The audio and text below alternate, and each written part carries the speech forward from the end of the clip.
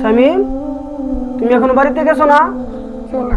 সকল ছাত্র বাড়িতে চলে গেছে, সকালে মাদ্রাসা বন্ধ হয়েছে, তুমি এখনো মাদ্রাসা রয়েছো, কি সমস্যা? আমার আব্বু আসতে লেট হয়েছে, যার কারণে আমি বাড়িতে যেতে পারছি না। এখন কি তোমার আব্বু আসছে? জি হুজুর, আমার আব্বু আসছে। আপনার কাছে আমি দোয়া করি।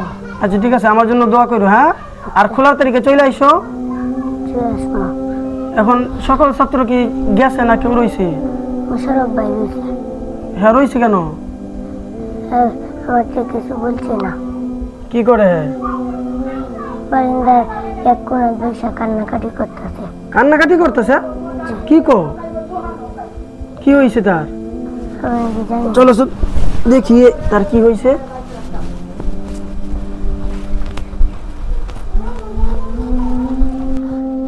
মুশারফ, কি হয়েছে তোমার? কাঁদতেছো কেন বাবা? এদিকে আসো, বসো বসো বসো বসো। কি হয়েছে তোমার? মাদ্রাসা বন্ধ হয়েছে সকালে, সব ছাত্র চলে গেছে, তুমি এখন বাড়ি যাও না, কি হয়েছে তোমার? কাঁদতেছো কেন? আব্বুর জন্য পেট পুড়তেছে। আব্বুর জন্য পেট পুড়তেছে? কি হয়েছে তোমার আব্বু? আব্বু মারা গেছে। ইন্না লিল্লাহ, তোমার আব্বু মারা গেছে? তা আমার কাছে তো এই পর্যন্ত বললা না, কতদিন আগে মারা গেছে? কিছুদিন আগে মারা গেছে। প্রতিবদ্ধ নিতে আসতো, এই পদ্ধ নিতে আসতো না আমার আব্বা। আচ্ছা ঠিক আছে বাবু, তোমার আব্বুর জন্য কান্নাকাটি করো না, তোমার বাড়িতে আমি পৌঁছাই দিব, কোনো সমস্যা নেই। হ্যাঁ, তোমার যা লাগে তুমি আমার কাছে বলবা। হ্যাঁ, তোমার আব্বু যে নাই এই কথা তুমি ভুলে যাও, আজকে থেকে আমি তোমার আব্বুর মতো তোমার আদর করবো। হ্যাঁ, তুমি কান্দো না, তুমি কান্দো না। চলো তোমার বাড়ি পর্যন্ত আমি পৌঁছাই দিয়ে আসি।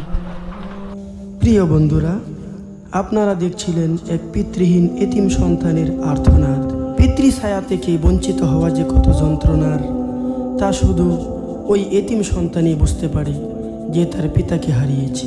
এত এক শিশুর গল্প, এরকম হাজারো শিশু কত অনাথ আশ্রমে পড়ে আছে, এতিমখানা ও মাদ্রাসায় পড়ে আছে, কে জানে তার খবর।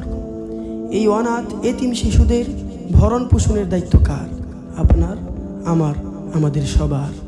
তাই আসুন আমরা সবাই প্রতিজ্ঞাবদ্ধ হই যে এদেশে যত অনাথ ও এতিম শিশু আছে সকলের পাশে দাঁড়াই এবং ভরণ পোষণের দায়িত্ব গ্রহণ করি। আল্লাহ রাব্বুল আলামিন আমাদের সবাইকে তৌফিক দান করুন। আমিন।